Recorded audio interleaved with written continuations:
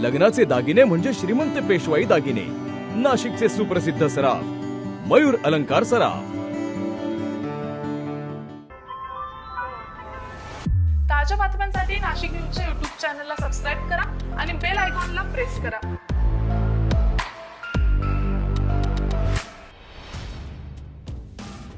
महायुती सरकारनं महिलांसाठी आणलेल्या लाडकी बहीण, एसटीत महिलांना अर्धे तिकीट अशा कल्याणकारी योजनांमुळे काल बुधवारी झालेल्या मतदानावेळी महिलांनी 1.5 ते 2 तासांच्या रांगा लावत मतदान करण्याला प्रतिसाद दिला।